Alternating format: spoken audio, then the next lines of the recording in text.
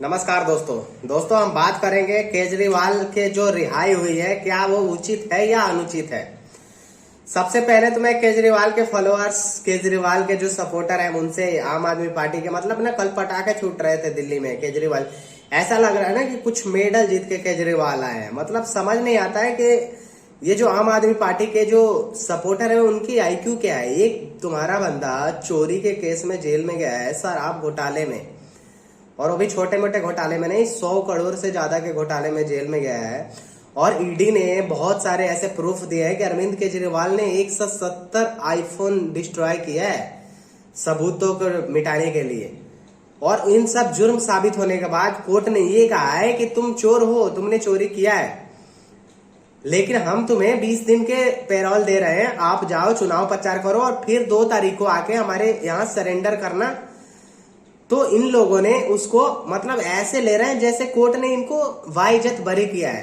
Court ने हालांकि बाइज्जत बरी किया नहीं है, पर इनके जो समर्थक हैं उनके मतलब ना लग रहा है कि दिमाग है ही नहीं, ऊपर का फ्लोर उनका खाली है। कल दिल्ली में दोस्तों पटाखे फूट रहे थे।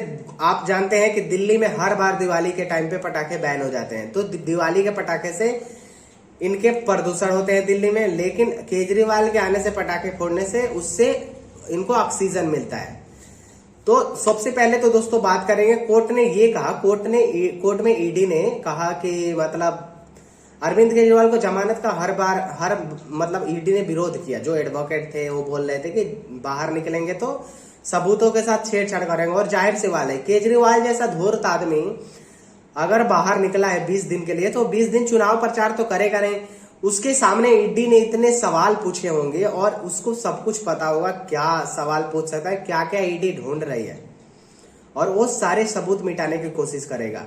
आप एक बात समझो, अरविंद केजरीवाल अपने घर पे है, अगर उसके घर पे मान लो पुलिस भी लगा रहे हैं, तो वो घर के अंदर क्या कर रहा है, अपने बंद कमरे के अंदर क्या कर रहा है, कोई थोड़े देखने जाएगा। बाथरूम में घुस के किससे बातें कर रहा है, किससे क्या कर रहा है। जो बंदा 9 समन ठुकरा के उसके अंडर में इतने दिनों में 170 आईफोन, सोचो 170 आईफोन, लगभग 2 करोड़ के आईफोन होंगे, 2-3 करोड़ के आईफोन, क्योंकि इन लोगों के आईफोन जो होती है वो 2 लाख से कम के नहीं होते हैं। तो इतने आईफोन अपने आप को बचाने के लिए इसने डिस्ट्रॉय कर दिया, बर्बाद कर दिया। 3 करोड़ रुपए अगर बर्बाद कर रहा है, सोचो देश के कितने नुकसान होते हैं। इतने पैसे, इतने फोन बर्बाद किया इसने जेल जाने से पहले, तो उसके आने के बाद ये क्या क्या बर्बाद करेगा आज भी अरविंद केजरीवाल, ये तो अब ईडी ही जाने। और उसके बाद ईडी क्या करेगी, कैसे इसको 20 दिन बाहर संभालेगी, ये ईडी ही जानती है। क्योंकि कोर्ट तो हमारे कोर्ट में वामपंथी जो जज, ये जस्टिस खन्ना है, ये तो अब हेड बनने वाले हैं। डीवाई चंद्रचूड़ के जाने के बाद यही जस्टिस खन्ना बनेंगे। लेकिन मेरे समझ में नहीं आता कि एक ऐसे अपराधी को जेल से बाहर करना, कोई नियम नहीं है हमारे संविधान में कि अगर आप जेल में हो और चुनाव आपकी पार्टी लड़ रही है तो आप कैंपेन के लिए बाहर जा सकते हो पैरोल पे। ऐसे तो फिर जो आतंकवादी हैं, जो अपराधी बड़े बड़े मर्डर करके गए हुए हैं जेल में, वो चुनाव में पर्चा डाल देंगे, एक अपनी छोटी सी पार्टी बना लेंगे या निर्दलीय पर्चा डाल देंगे, और उसके बाद सुप्रीम कोर्ट चले जाएंगे कि हमें बेल दो, हम चुनाव लड़ रहे हैं, हमें कैंपेन करना है। अब तो ये अरविंद केजरीवाल के उदाहरण हो गई ना, तो अब तो सब कोई मांगेंगे यही। अरविंद केजरीवाल को पता नहीं अरविंद केजरीवाल में ऐसा क्या है। लोग तो बहुत ऐसे बोल रहे हैं कि अरविंद केजरीवाल की पार्टी ने पैसे भी दिए होंगे जज को, ये मैं नहीं कर रहा हूं, बहुत लोग बोल रहे हैं। क्योंकि जिस हिसाब से अरविंद केजरीवाल को बेल मिली है ना, ये किसी को पच नहीं रहा है। एक आम नागरिक होकर भी अगर हम ये सोचते हैं ना, तो हमें नहीं लगता कि अरविंद केजरीवाल को ये बेल मिलना चाहिए था। क्योंकि ये हमारे संविधान में कहीं नहीं लिखा है कि एक सजायाफ्ता अपराधी को आप चुनावी कैंपेन के लिए बेल दो। आप हेमंत सोरेन को जानते हैं, हेमंत सोरेन अरविंद केजरीवाल से कुछ दिन पहले 1 जनवरी 1 फरवरी को गिरफ्तार हुए थे। तो हेमंत सोरेन ने भी अपने पेरोल के लिए गए थे सुप्रीम कोर्ट। सुप्रीम कोर्ट ने उनकी याचिका खारिज कर दी।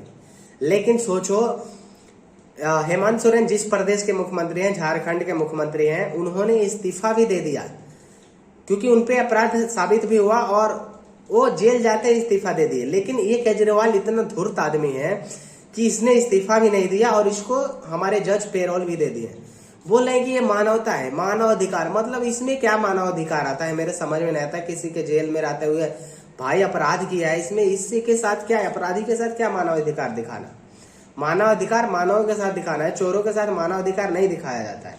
बहुत लोग ये बोल रहे हैं कि बीजेपी और बीजेपी के समर्थक नाराज है अरविंद केजरीवाल के बेल से कि अरविंद केजरीवाल आएंगे तो चुनाव पलट देंगे। सबसे पहले तो ये बात मैं क्लियर कर दूं कि 2014 में और 2019 में भी अरविंद केजरीवाल था जब चुनाव हो रहा था लेकिन तब भी 7 के 7 सीटें दिल्ली की बीजेपी ही जीती थी। तो अरविंद केजरीवाल के आने से कोई फर्क नहीं पड़ेगा, उल्टा ये लोग और गालियां सुन रहे हैं। और सबसे तो ये इनके जो समर्थक है ना, जो उनके ऊपरी फ्लोर खाली है, दिमाग में कुछ है नहीं, भूसा भरा है, वो अरविंद केजरीवाल की जय कर रहे हैं। ऐसे लग रहा है कि जैसे अरविंद केजरीवाल कोई अच्छा काम करके आया है और मतलब ना मेडल जीत के आया है, माला पहना रहे हैं, पटाखे छोड़ रहे हैं और मिठाइयां खिला रहे हैं। तो अब इनके आईक्यू के लेवल को समझ सकते हैं आप। अब अरविंद केजरीवाल के रिहाई की खुशी किसे है, आप इस बात से समझ सकते हैं कि पाकिस्तान का फवाद चौधरी है, उसने लिखा है कि मोदी को एक और हार होगा। हालांकि मोदी का इसमें कुछ लेना देना भी नहीं है, ना ही मोदी उसको जेल भिजवाया है और ना ही मोदी उनको छुड़वाया है। उसको जेल ले गई है ईडी क्योंकि उसने चोरी किया है और बेल दिया है सुप्रीम कोर्ट। लेकिन पाकिस्तानी इसमें क्यों खुश हो रहे हैं? अब आप सोच लो इतना ही कि हमारे देश में किसके वजह से पाकिस्तानी खुश हो रहे हैं। तो हमें किसे वोट देना है? वोट उसे हम दें जिसके जीतने से हिंदुस्तान में खुशियां मने, ना कि उसको दे जिसके जीतने से पाकिस्तान में खुशियां मने। आपने देखा होगा फवाद चौधरी वही है जिसने हमारे आज जब चंद्रयान मिशन फेल हुआ था तो उसने खुशियां मनाई थी। उसने अभी राहुल गांधी जब राम मंदिर के विरोध किए थे तो उसने भी राहुल गांधी को बॉस बोला था, फायर बोला था राहुल गांधी को कि राहुल गांधी इज फायर। और अभी अरविंद केजरीवाल जब गिरफ्तारी हुए थे तो नाराज हुआ था पाकिस्तान, और उसके बाद जब रिहाई हुई है तो बोला है कि मोदी के एक और हार है और ये उदार मॉडरेटेड भारत के लिए एक बहुत अच्छी पहल है, उदारवादी भारत के लिए। सोच लो, इनके रिहाई से जर्मनी, अमेरिका, पाकिस्तान ये सब खुश रहे हैं जो भारत के रियल दुश्मन है। तो हम अगर आप हमें समझ रहे हैं कि हम बीजेपी के समर्थक है, तो हम बीजेपी के समर्थक बिल्कुल नहीं है। हम एक आम आदमी के नजरिए से सोच रहे हैं। अगर हम बीजेपी के समर्थक होते ना तो भी हम इस चीज का विरोध करते, और अगर कोई बीजेपी का नेता को ऐसे पैरोल मिलता तो भी हम इस चीज का विरोध करते। तो ये मत समझना कि हम बीजेपी के आदमी हैं, हम आम आदमी हैं और हम अपना एक नजरिया रखते हैं जो सही गलत की पहचान करता है। सही और गलत सिर्फ उन्हीं लोगों को पहचान नहीं होते जो कांग्रेस के होते हैं या जो बीजेपी के होते हैं। अपने तरफ का बात को उनको सही रखना होता है, लेकिन हमें एक निष्पक्ष है और हमारा यही काम है कि हम जो देखें वही बोले, जो सही हो वही कहें सही और जो गलत हो उसको गलत कहें। इसलिए केजरीवाल के रिहाई मुझे नहीं लगता कि ये सही है, और सुप्रीम कोर्ट की विश्वसनीयता बहुत खोती जा रही है इसको लेके। सुप्रीम कोर्ट ने, अब देखो क्या होगा, विपक्ष के लोग कल से लोकतंत्र की जीत बता रहे हैं और सुप्रीम कोर्ट को बता रहे हैं कि मतलब हमारी न्यायिक व्यवस्था सही है।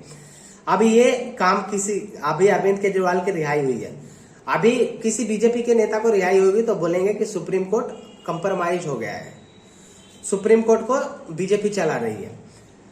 अभी 1 जून तक लोकतंत्र इनके हिसाब से सही रहेगा। 1 जून के बाद जिस दिन केजरीवाल सरेंडर करने जाएगा कोर्ट में या जेल जाएगा, तो 2 जून को लोकतंत्र पूरी तरह से हमारे खतरे में आएगी। 75% खतरे में 2 तारीख को आ जाएगी जिस दिन केजरीवाल सरेंडर करेगा।